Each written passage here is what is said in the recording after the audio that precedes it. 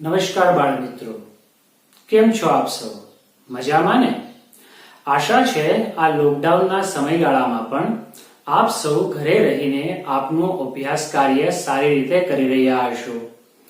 બાળ મિત્રો, આજે આપણે સમજવાના છીએ ધોરણ 8 વિજ્ઞાન વિષયમાં પ્રકરણ ક્રમ 2 સૂક્ષ્મજીવો, મિત્રો અને શત્રુ. આ સૂક્ષ્મજીવો આપ સમજી ચૂક્યા હશો પ્રકરણમાં કે આપણા માટે કેટલા બધા ફાયદાકારક છે, એટલે જ તો આપણે તેને મિત્રો કહીએ છીએ. અને વળી ક્યારેક તે આપણને બીમાર પણ પાડી દે છે, એટલા માટે જ તો આપણે શત્રુ પણ કહીએ છીએ. તથા આ પ્રકરણમાં સૂક્ષ્મજીવોના વિવિધ પ્રકારો વિશે અને ઘણી બધી માહિતી આપ અત્યાર સુધીમાં સમજી ચૂક્યા છો. આજે આપણે કંઈક નવું સમજીશું. પરંતુ આપ નાસ્તો કરીને તો બેઠા છો ને? શું ખાધું નાસ્તામાં, જરા જણાવો મને. કોઈએ તો કઠોળ ખાધું હશે. અને આપ જાણતા જ હશો કે આ કઠોળ આપણા આરોગ્ય માટે ખૂબ જ ફાયદાકારક છે, કારણ કે તેમાં પ્રોટીન છે. પરંતુ શું આપ જાણો છો આ પ્રોટીનના બંધારણમાં શું શું રહેલું હશે? આ પ્રોટીનના બંધારણમાં કોઈ મહત્વનો ભાગ ભજવતું હોય તો તે છે નાઇટ્રોજન. તો આ નાઇટ્રોજન આપણા કઠોળમાં તો આવ્યું, કઠોળ આવ્યું વનસ્પતિ પાસેથી. તો શું આપણી વનસ્પતિએ ક્યાંયથી નાઇટ્રોજન મેળવેલો હશે? તે વિશે તો વિચારવું રહ્યું. તો ચાલો આજના આ ભાગમાં એવું જ કંઈક સમજીએ કે આપણી આ કઠોળવાળી વનસ્પતિ નાઇટ્રોજન લાવી ક્યાંથી. તો ચાલો શરૂ કરીએ. બાળ મિત્રો, આપણા વાતાવરણમાં 78% નાઇટ્રોજન રહેલો છે, જેની સંજ્ઞા N છે. બધા સજીવો માટે નાઇટ્રોજન એ આવશ્યક ઘટક છે. તે પ્રોટીન સ્વરૂપમાં, વિટામિન્સ સ્વરૂપમાં, ક્લોરોફિલ સ્વરૂપમાં તથા ન્યુક્લિક એસિડના સ્વરૂપમાં આપણા માટે આવશ્યક છે. પરંતુ વનસ્પતિઓ તથા પ્રાણીઓ વાતાવરણમાંથી સીધો નાઇટ્રોજન લઈ શકતા નથી. તો વિચારો જોઈએ, તો પછી આ નાઇટ્રોજન આપણને કેવી રીતે મળતો હશે? બાળમિત્રો, આપને અહીં 2 વનસ્પતિઓના મૂળ દર્શાવવામાં આવેલ છે. જરા જોઈને કહો કે આપને વનસ્પતિ A નું મૂળ તથા વનસ્પતિ B નું મૂળ, આ બંનેમાં શું ફેર દેખાય છે? આપ જોઈ શકો છો કે વનસ્પતિ A માં સાદું તંતુ મૂળ છે, જ્યારે વનસ્પતિ B માં તંતુઓ પર કંઈક ગાંઠ જેવું દેખાય છે, જેને મૂળ ગંડિકા કહેવામાં આવે છે. અહીં દર્શાવેલ મૂળ એ શિંબી કુળની વનસ્પતિનું મૂળ છે. શિંબી કુળનો અર્થ છે કઠોળ વર્ગની વનસ્પતિ.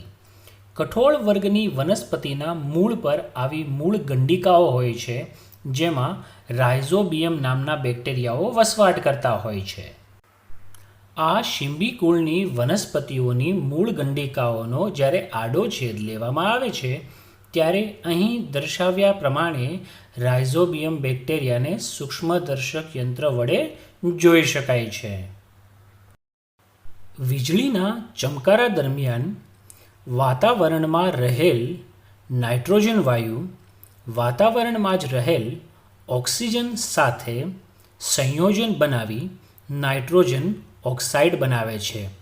આ પ્રક્રિયા ઉચ્ચ તાપમાને અને દબાણે થાય છે, અને એ જ પ્રમાણે આ નાઇટ્રોજન ઓક્સાઇડ ફરીથી ઓક્સિજન વાયુ સાથે સંયોજન કરી નાઇટ્રોજનના સંયોજનો બનાવે છે, જે ભૂમિમાં સ્થાપન થાય છે. તો આ મુજબ વીજળી દ્વારા વાતાવરણીય નાઇટ્રોજનનું સીધું ભૂમિમાં સ્થાપન થાય છે નાઇટ્રોજનના ક્ષારોના સ્વરૂપમાં. આ ઉપરાંત નીલ, હરિત લીલ તથા નાઇટ્રોજન સ્થાપક બેક્ટેરિયા પણ વાતાવરણમાંથી નાઇટ્રોજન લઈને ભૂમિમાં સ્થાપન કરે છે, જેનો વનસ્પતિ ઉપયોગ કરી પ્રોટીન બનાવે છે, જે પ્રાણીઓ મેળવે છે. તથા પ્રાણીઓના મૃત્યુ બાદ તેના ઉત્સર્ગ દ્રવ્યોના સ્વરૂપમાં આ નાઇટ્રોજન ભૂમિમાં પરત ફરે છે, તથા આ નાઇટ્રોજનના સંયોજનો ફરી બેક્ટેરિયા દ્વારા વાતાવરણમાં પુનઃ પ્રસ્થાપિત થાય છે. આ જ બાબતને અહીં દર્શાવેલ ચિત્રાંકન સમજૂતીના આધારે વધુ સરળ રીતે સમજીએ તો ભૂમિમાં રહેલ બેક્ટેરિયા તેમજ નીલ હરિત લીલ વાતાવરણમાં રહેલ નાઇટ્રોજનનું સ્થાપન કરી યોગ્ય નાઇટ્રોજન ક્ષારોમાં રૂપાંતરણ કરે છે.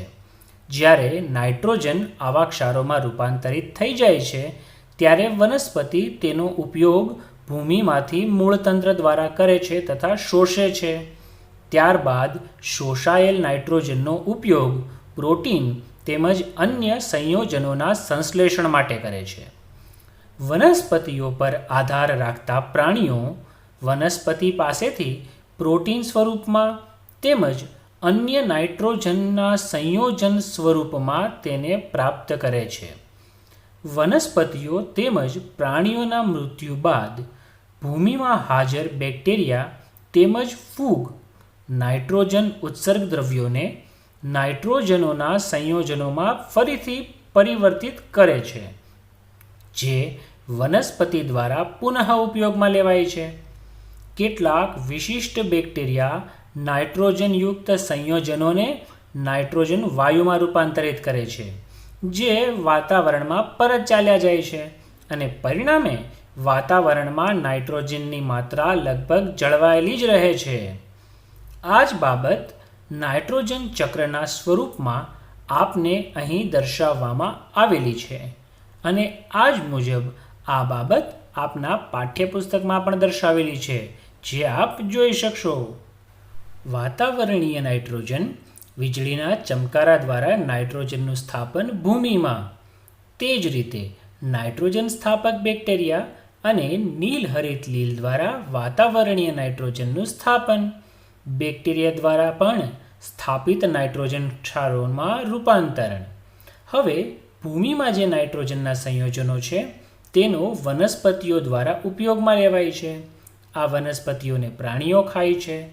ત્યારબાદ પ્રાણીઓના મૃતદેહ દ્વારા તથા ઉત્સર્જન દ્વારા આ નાઇટ્રોજનનો કચરો ફરીથી ભૂમિમાં જ સ્થાપિત થાય છે અને ભૂમિમાંથી નાઇટ્રોજન સંયોજનો ફરી બેક્ટેરિયા દ્વારા નાઇટ્રોજનના સ્વરૂપમાં પરિવર્તિત થઈ વાતાવરણમાં મુક્ત થાય છે.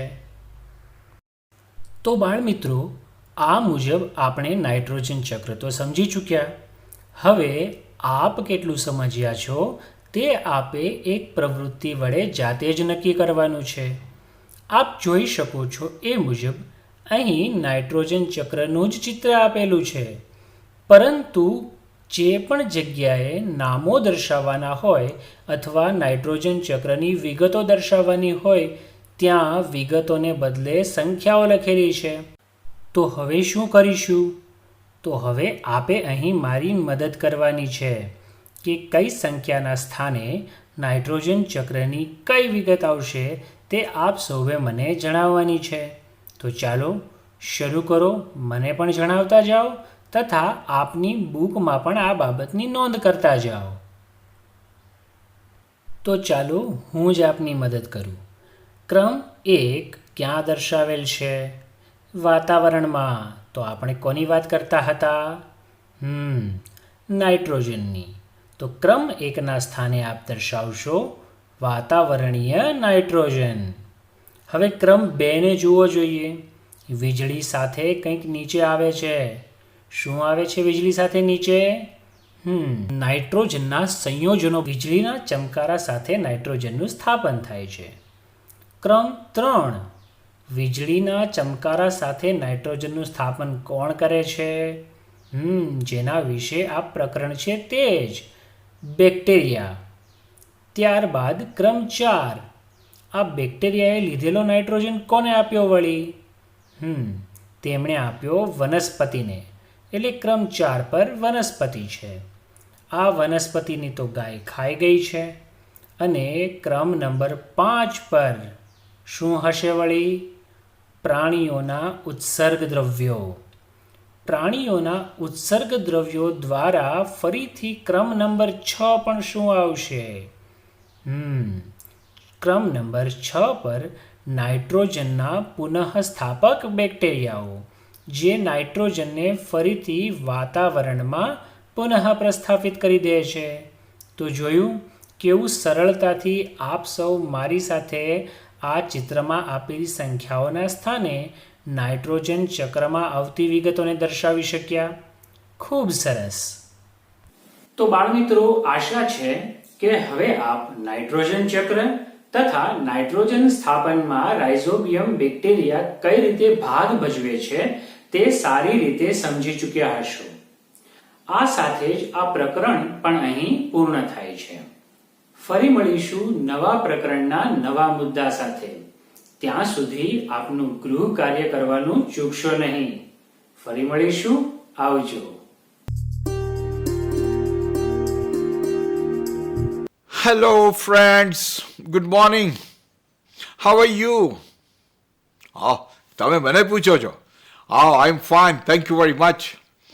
અને આજે તો મને ખરેખર વધારે આનંદ છે. મને આજે એવી ઈચ્છા થાય છે કે હું પ્રવાસે જાઉં છું, તમને પણ સાથે લેતો જાઉં. You must have visited so many places. પણ આજે તો તમને ગમતી બધી જ જગ્યાએ લઈ જવા છે મારે. તો ચાલો આપણે સાથે જઈએ અને જોઈએ.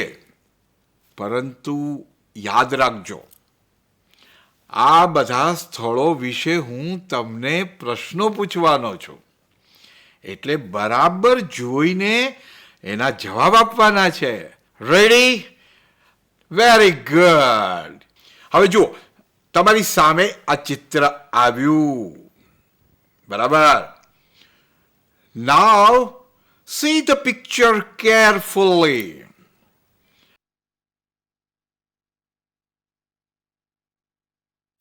What do you see in this picture? The question is on your screen. The first question.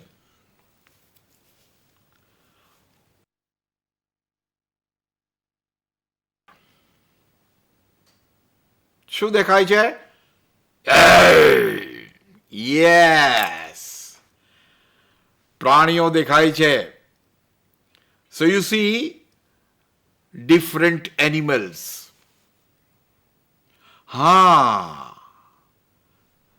Yes. અને આ બધા જ પ્રાણીઓ એક સાથે ક્યાં જોવા મળશે? In the zoo. Good. So this is the picture of a zoo. તો જવાબ તમે બોલ્યા છો એ સાચો છે. તો બધા જ સાંભળી લો. I see different animals in this picture. Now, the next question. Have you ever visited a zoo?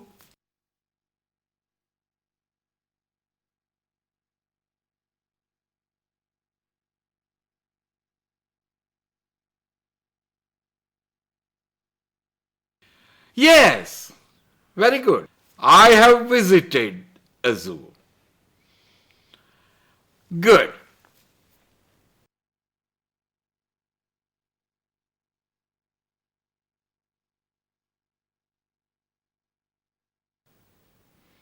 See the picture carefully.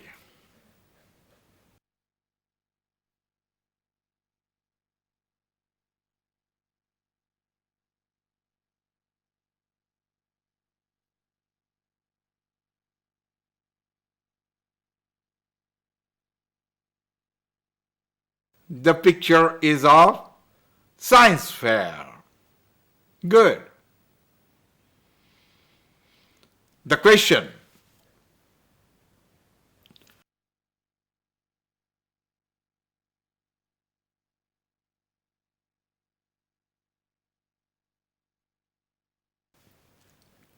Where is it found?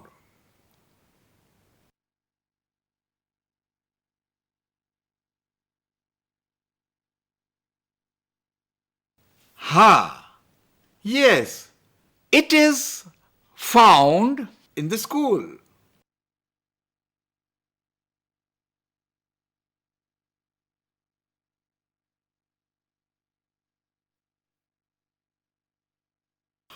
What do you see in this picture? Yes, now see the picture and ready for the answer. The question is, what do you see in this picture? Oh, yes. Different animals, trees, and well. Oh, good. Tractor is there. Fine. Good. તમને તો ઘણું બધું દેખાય છે. Huh? Yes. I see a tractor, different animals, trees, and well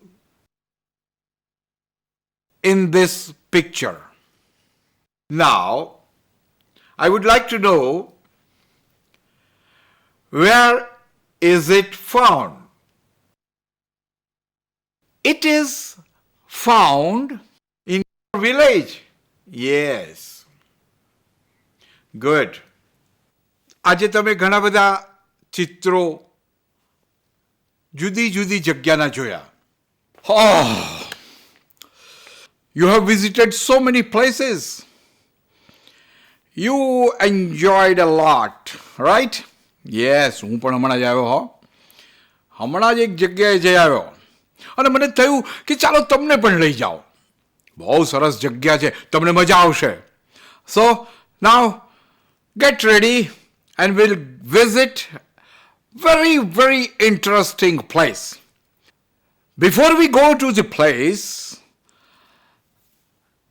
open your textbook.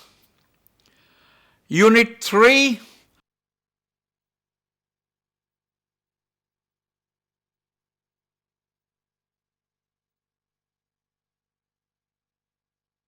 page number 23.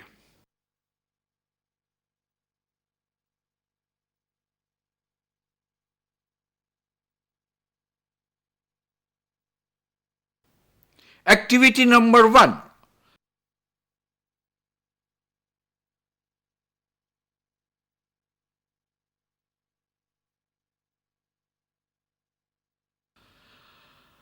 Very good.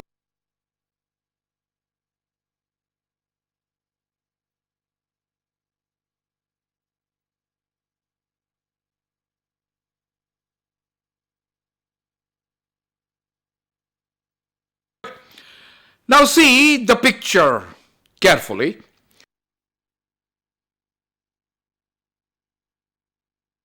We have to answer the questions given below the picture.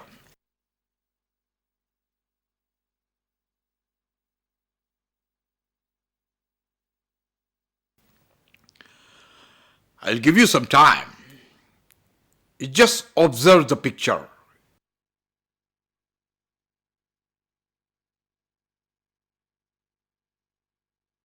Now I will ask you the question. Yes, the first question. See in your textbook. What do you see in this picture? Huh? Yes. Good. તમારી વાત બરાબર છે. This is a picture of a giant wheel. Giant wheel. You see? Very good. બરાબર છે.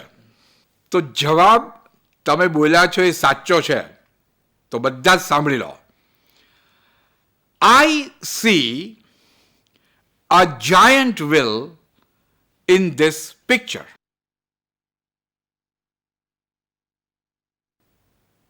Next question. Where is it found? Where is it found? Giant wheel આપણને ક્યાં જોવા મળે? Oh, right. It is found in the fun fair. Good. Okay, fine. Now, the next question. Have you ever taken a ride in it? Have you ever taken a ride in it? એમ બેઠા છો તમે? બહુ સરસ. હા, કેમ તમે નથી બેઠા? કઈ વાંધો નહીં. તો તમે એવું લખો. તો બેઠા હોઈએ આપણે તો શું કહેશું? I have taken a ride in it. હા, અને ન બેઠા હો તો તમે એવું કહી શકો કે I have not taken a ride in it. Now the last question. Tell your class about your experience riding on it.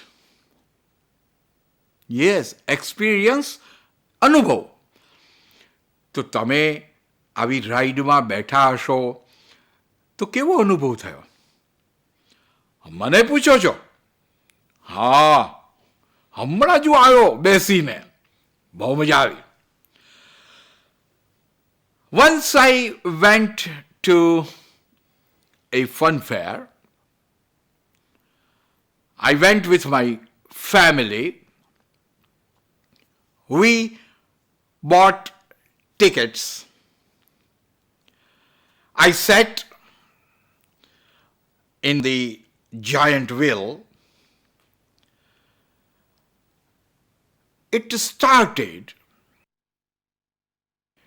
It was very slow in the first round.